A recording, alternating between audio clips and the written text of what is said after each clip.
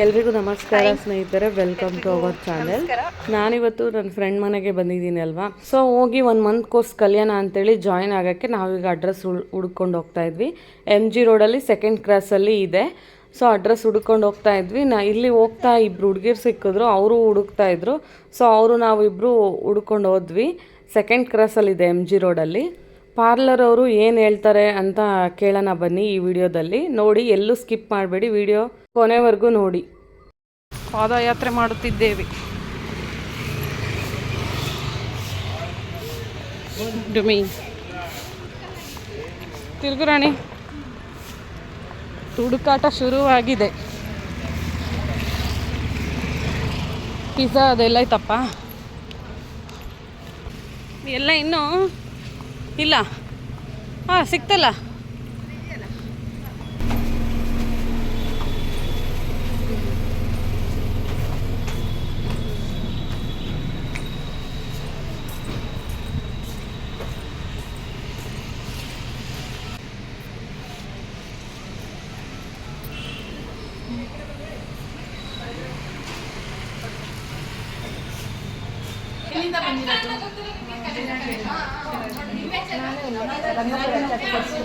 ಇಲ್ಲ, ಈಗ ಜಸ್ಟ್ ರೋಡಲ್ಲಿ ಅಡ್ರೆಸ್ ಸಿಕ್ಕಿಲ್ಲ ಅಂತ ಹುಡುಕ್ತಾ ಇದ್ದೀನಿ.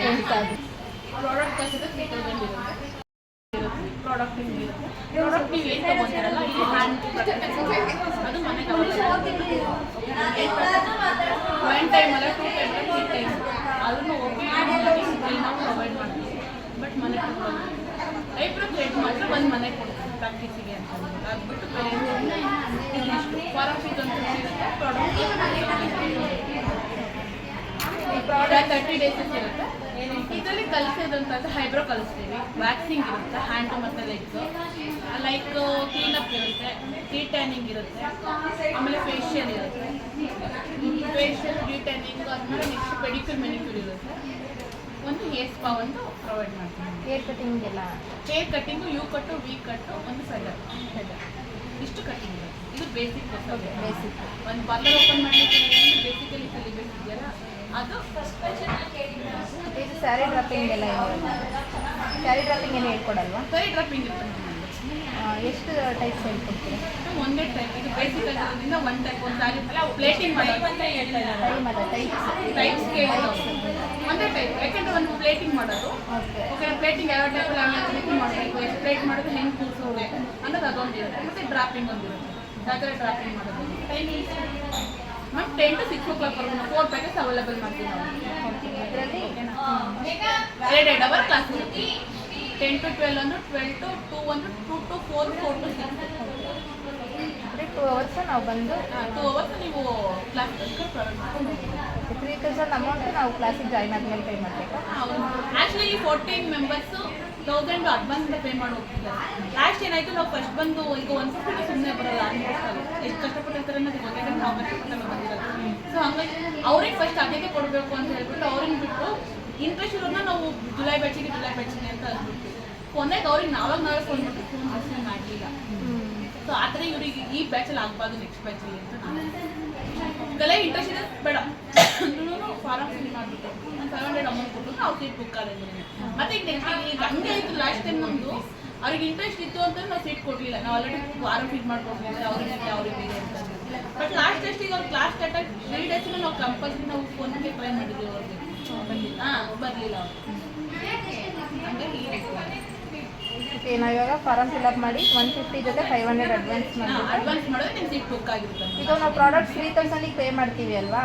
ಅದು ಪ್ರಾಡಕ್ಟ್ಸ್ ನಮ್ಮದು ಕೋರ್ಸ್ ಕಂಪ್ಲೀಟ್ ಆದಮೇಲೆ ನಮಗೆ ಕೊಡಲ್ವಾ ಅದು? ಮ್ಯಾಮ್ ಕೋರ್ಸ್ ಕಂಪ್ಲೀಟ್ ಆಗಲಿಕ್ಕೆ ನೀವು ಹ್ಯಾಂಡ್ ಪ್ರಾಕ್ಟೀಸಿಗೆ ನೀವು ಎಕ್ಸ್ಪೀರಿಯನ್ಸ್ ತಗೋಬೇಕಾಗುತ್ತೆ. ಓಕೆನಾ? ಈಗ ನಿಮ್ಮದು ಒಂದು ನೀವು ಡೈಲಿ ಯೂಸ್ ಮಾಡುವಂಥ ಕ್ರೀಮ್ ಬೇಸಸ್ ಎಷ್ಟು ಕಾಸ್ಟ್ ಇದೆ ಅಂತ ಗೊತ್ತು. ಈಗ ಒಂದು ಫೇಶಿಯಲ್ ಕಿಟ್ ಆಯ್ತು, ಒಂದು ಡಿಟೈನಿಂಗ್ ಆಯ್ತು, ಈ ಪ್ರಾಕ್ಟೀಸಿಗೆ ಅಷ್ಟೇ. ಇನ್ನು ಹ್ಯಾಂಡ್ ಪ್ರಾಕ್ಟೀಸ್ ಆಗ್ತಾ ಇರಬೇಕು. ನಾವು ಹೇಳ್ಕೊಂಡು ಪ್ರಾಕ್ಟೀಸಿಂಗ್ ಏನಿದೆಯಲ್ಲ ಅದು ಆಗ್ತಾ ಇರಬೇಕು. ನೀವು ತೋರಿಸ್ಲಿಕ್ಕೆ ನೀವು ಇನ್ನೂ ಕಲ್ತಾದ್ರೂ ನಮ್ಗೆ ಹ್ಯಾಂಡ್ ಪ್ರಾಕ್ಟೀಸ್ ಬೇಕಂತಂದ್ರೆ ಟೀಮ್ ವೈಸ್ ಒಂದೊಂದು ಬ್ಯಾಚ್ ಬೇಕಲ್ಲ, ಅಷ್ಟೇ ಚೆನ್ನಾಗಿ ಒಂದೊಂದು ಪ್ರಾಡಕ್ಟ್ ತಗೊಂಡು ಅಪ್ ಟು ಲಾಸ್ಟ್ ಫುಟ್ಬಾಲ್ಗೂ ಯೂಸ್ ಮಾಡ್ತೀವಿ. ಲೈಕ್ ವ್ಯಾಕ್ಸ್ ಕೂಡ ನಮ್ದು ಹಿಂಗೇನೆ ಮಾಡ್ತೀವಿ. ನಮ್ದು ಏನು ಪ್ರಾಡಕ್ಟ್ ಅದೆಲ್ಲ ಖಾಲಿ ಆಗಿ ಹ್ಯಾಂಡ್ ಪ್ರಾಕ್ಟೀಸ್ ಆಗಲೇಬೇಕಲ್ಲ, ಆಗ್ತಾ ಇರಬೇಕಲ್ವ. ಸೊ ಅದಕ್ಕೆ ಅವ್ರವರೇ ಇಷ್ಟಿಷ್ಟು ಅಂತ ಅಮೌಂಟ್ ಹಾಕೊಂಡು ತಗೊಂಡ್ಬಂದು ಯೂಸ್ ಹಾಗೆ ನಮ್ಮದು ಟೀಮ್ ಏನಿರುತ್ತೋ ಆ ಟೀಮಲ್ಲಿ ನಾವು ಹಾಕೊಂಡ್ಬಿಟ್ಟು ಹ್ಯಾಂಡ್ ಪ್ರಾಕ್ಟೀಸ್ ಮಾಡ್ಕೊತೀವಿ. ಆ ಥರ ಮಾಡೋಕ್ಕೋಗ್ಬೋದು. ಮತ್ತು ನಮಗೆ ಮುಗಿದ್ಮೇಲೆ ಪ್ರಾಡಕ್ಟ್ಸ್ ಅವೈಲೇಬಲ್ ಇರುತ್ತಲ್ವ, ನಾವು ಮನೆಗೆ ಬೇಕು ಅಂದರೆ ತೊಗೊಂಡು ಹೋಗ್ಬೋದು ಅಮೌಂಟ್ ಕೊಟ್ಟು. ಅಲ್ಲ ಸಪ್ರೇಟ್ ಅಮೌಂಟ್ ಎಕ್ಸ್ಟ್ರಾ ಆ ಥರ ಬೈಯಿಂಗ್ ಮಾಡ್ಕೋಬೋದು. ಅದೇ Buying ಇದೆ ಅದು ಸಪ್ರೇಟ್. ಇಲ್ಲ ಇರೋದ್ರಲ್ಲಿ ತೊಗೊಳೋದು ಅದನ್ನೇ ಅವಾಗಲೇ ಕೇಳಿದ್ರು. ಅದಕ್ಕೆ ನಾವು ಎಕ್ಸ್ಟ್ರಾ ತೊಗೊಳ್ಬೋದು. ಬೈಯಿಂಗ್ ಅಂತಂದ್ರೆ ಬೈಯಿಂಗ್ ನೀವೇನು ಪೇ ಮಾಡ್ತೀರಲ್ಲ ಅದರಲ್ಲಿ ನಮ್ಮದು ಹೋಲ್ಡಿಂಗ್ ಅಂದರೆ 2% ನಿಮಗೆ ಡಿಸ್ಕೌಂಟ್ ಅದು ಸಿಗುತ್ತೆ. ಅದರಲ್ಲಿ ವ್ಯಾಲ್ಯೂ ಇರುತ್ತಲ್ಲ ನೀವು ತಗೊಳ್ಬೋದು. ಮತ್ತು ಬ್ರೈಡಲ್ದು ಏನೋ ಪ್ರೊಫೆಷನಲ್ ಕ್ಲಾಸ್ ಅಂತ ಮಾಡ್ತೀವಿ. ಮಾಸ್ಟರ್ ಕ್ಲಾಸ್ ಫ್ರೀ ಅವೈಲೇಬಲ್ ಮಾಡ್ತೀನಿ ಮಂತ್ಲಿ. ಯಾಕೆಂದರೆ ಈಗ ಕಲಿತಿರೋರ್ಗಿನ್ನು ಎಕ್ಸ್ಟ್ರಾ ಕೊಟ್ಟು ಕಲಿ ಅಂತ ಆಪ್ಷನ್ ಇರುತ್ತೆ. ಬಟ್ ಅವ್ರು ಅಫೋರ್ಡಬಲ್ ಪ್ರೈಸ್ ಯಾರು ಮಾಡೋದಿಲ್ಲ. ಈಗಿನ ತುಂಬ ಕಾಸ್ಟ್ ಇದೆ. ತುಂಬ ಹೆಣ್ಮಕ್ಳು ಕಲಿಬೇಕಂತ ಆಸೆ ಇದ್ರೂ ದುಡ್ಡಿಗೋಸ್ಕರ ಈಗ ಅದಕ್ಕೋಸ್ಕರನೇ 60 ಸಾವಿರ ಕಟ್ಟಕ್ಕಾಗಲ್ಲ ಅನ್ನೋ ಕಾರಣಕ್ಕೆ ಕೆಲಸ ಬಿಟ್ಟು ಒಂದು ತಿಂಗಳು ಮನೇಲಿದ್ದು ಈಗ ಜಸ್ಟ್ ನೆನ್ನೆ ಇನ್ಸ್ಟಾಗ್ರಾಮಲ್ಲಿ ವೀಡಿಯೋ ನೋಡಿದ್ದೆ. ಹೌದಾ? ಸೊ ಹಾಗಾಗಿ ಏನಾಗಿದೆ ಅಂದರೆ ಎಲ್ಲರಿಗೂ ಅಫೋರ್ಡಬಲ್ ಆಗಿ ಸಿಗಬೇಕು. ಒಂದು ಪ್ರೊಫೆಷನಲ್ ಮೇಕಪ್ ಆಗಿರಲಿ, ಇಲ್ಲ ಮೇಕವರ್ಗೆ ಆಗಿರಲಿ, ಒಂದು ಹೈಡ್ರಾ ಫೇಶಿಯಲ್ದಾಗಿ ಪ್ರೊಫೆಷನ್ಗೆ ಎಲ್ರಿಗೂ ಒಂದು ಕೈ ಎತ್ಕೊಳಕ್ಕೆ ಮಾಡಬೇಕು ಅಂತ, ಒಂದು 10K 12K ಒಳಗಡೆ ಮಾಡಬೇಕು ಅಂತ. ಯಾಕೆ ನಡೀತದೆ ನಾವು ಮಷಾಲಿಂದ ಅವೈಲೇಬಲ್ ಮಾಡ್ತೀವಿ. ನಾವು ಮಾಡೋದಕ್ಕೆ ನಾವು ಇನ್ನೊಂದು ಕಡೆಯಿಂದ ಕರ್ತೀವಿ. ಅವ್ರು ಟೆಕ್ನಿಕ್ಸಿಂದ ನಿಮ್ಗೆ ಉಪಯೋಗ ಆಗುತ್ತೆ. ನಾವು ಹೇಳ್ಕೊಡೋ ಟೆಕ್ನಿಕ್ಸ್ ಅವ್ರು ಹೇಳ್ಕೊಡೋ ಟೆಕ್ನಿಕ್ಸ್ ಎರಡೂ ಮಿಕ್ಸ್ ಆದರೆ ನಿಮ್ಗೆ ತುಂಬ ಇದಾಗುತ್ತೆ. ಮಾಸ್ಟರ್ ಕ್ಲಾಸ್ ಅವೈಲೇಬಲ್ ಮಾಡ್ತೀವಿ. ಹೇರ್ ಸ್ಟೈಲ್ ಒಂದಿರುತ್ತೆ ಮಾಸ್ಟರ್ ಕ್ಲಾಸ್. ಹೈಡ್ರಾ ಫೇಶಿಯಲ್ ಎಲ್ಲರೂ ಕೇಳ್ತಿದ್ದೀರಲ್ಲ, ಸೊ ತುಂಬ ರನ್ನಿಂಗಲ್ಲಿ ಇರುತ್ತೆ. ಅದು ಕಲ್ತದೊಂದು ತೊಗೊಂಡ್ವಿ ಅಂತಂದ್ರೆ ಅದರಲ್ಲೂ ತುಂಬ ಇದು ಮಾಡೋದಂತ ಇದೆ. ಸೊ ಅದನ್ನು ಅಫೋರ್ಡಬಲ್ ಆಗಿ ಇಟ್ಟು ಒನ್ ಡೇ ಹಂಗೆ ಮಾಡಬೇಕಂತ ಮಾಸ್ಟರ್ ಕ್ಲಾಸ್ ಪ್ರೊವೈಡ್ ಮಾಡಬೇಕು ಅಂತ. ನೆಕ್ಸ್ಟ್ ಒಂದು ಡೆಸ್ಕಿ ಸ್ಕಿನ್ ಮತ್ತು ಫೇಸ್ ಸ್ಕಿನ್ನಿಗೆ 30 ಲುಕ್ ಕೊಡಬೇಕು. ಅದು ಮಾಸ್ಟರ್ ಕ್ಲಾಸ್. ಅದು ಪೇಯ್ಡ್ ಇರುತ್ತೆ. ಈಗೇನು ಮಾಸ್ಟರ್ ಕ್ಲಾಸ್ ಅಂತ ಹೇಳಿದ್ರೆ ಅದು ಪೇಯ್ಡ್ ಅಮೌಂಟ್ ಇರುತ್ತೆ. ಇನ್ನು ಮಿಕ್ಕಿದ 30 ಡೇಸ್ ಏನು ಕೋರ್ಸ್ ಇರುತ್ತಲ್ಲ ಅದು ಬೇಸಿಕ್.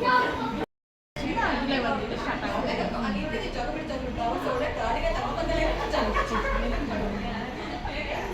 ಇಷ್ಟು ಜುಲೈ 1 ಬಂದಾಗ ನೋಡಿ ಪೇ ಮಾಡಿಬಿಟ್ಟು ಪ್ರಾಡಕ್ಟ್ಸ್ನ ತೊಗೊಂಡು ಕ್ಲಾಸ್ ಕಂಟಿನ್ಯೂ ಮಾಡ್ಬೋದು.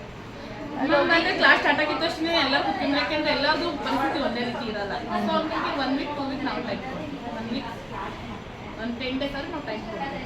10 ಡೇಸ್ ಇದು ಸರ್ಟಿಫಿಕೇಟ್ ಇರುತ್ತೆ. ಹೌದು ಖಂಡಿತ ಗೌರ್ಮೆಂಟ್ ಕಡೆಯಿಂದನೇ ನಾವು ನೆಕ್ಸ್ಟ್ ಇದು ಮಾಡಬೇಕು ಅಂದರೆ ಫೌಂಡೇಶನ್ ಮಾಡಿದ್ದೀರಲ್ಲ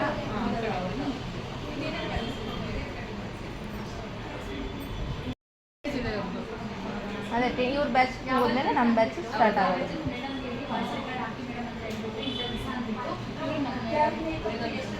ಇಲ್ಲಿ ಕೂತಿದ್ರಲ್ಲ ನೋಡ್ತೀವಿ.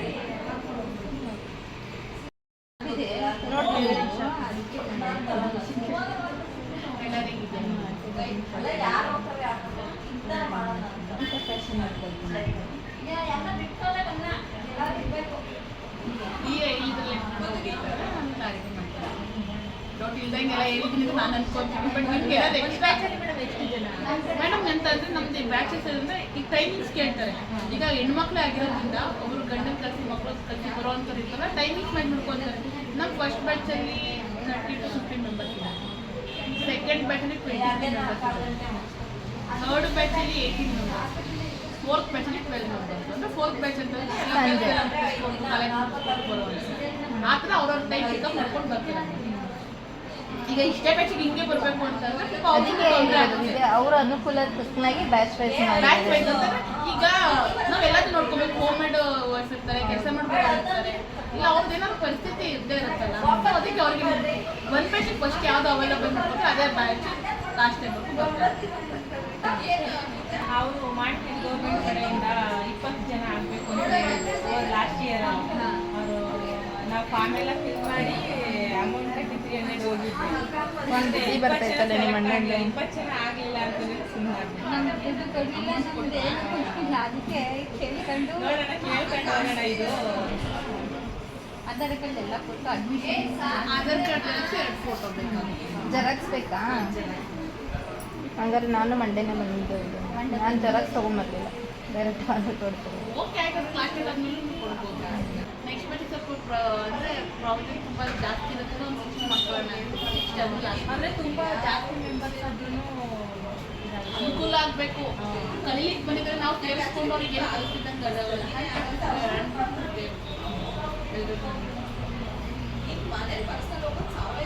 ಎಷ್ಟು ತಿಂಗಳು ಮುಗಿದಾಗಿ ಕೆಲಸ ಶುರು ಮಾಡಿ ಬೇರೆ ಕಡೆ ನಡೀತಿತ್ತು ಬಟ್ ಇಲ್ಲಿ ಈ ಸರೌಂಡಿಂಗಲ್ಲಿ ಸ್ಟಾರ್ಟ್ ಆಗಿಬಿಟ್ಟು ಈ ಎನ್ ಪಿ ಸ್ಟಾರ್ಟ್ ಆಗಿ ಎಷ್ಟೇ ಬ್ಯಾಚ್ ಇದು ಈ 0ನೇ ಬ್ಯಾಚಲ್ಲೇ ಫಸ್ಟ್ ಆಮೇಲೆ ಹಿಂದೆ ಸೆಕೆಂಡ್ ಬ್ಯಾಚ್ ಆಗಿತ್ತು ಜಾಯಿನ್ ಆಗಿ ಬೇರೆ ಕಡೆ ಎಲ್ಲ ಕ್ಲಾಸಸ್ ನಡೀತಾ ಇತ್ತು ಬಟ್ ಈ ಸರೌಂಡಿಂಗಲ್ಲಿ ಒಂದು ಇರಲಿ ಕೆಲಸದಲ್ಲಿ ವರ್ಕ್ ಒಂಚೂರು ಅನುಕೂಲ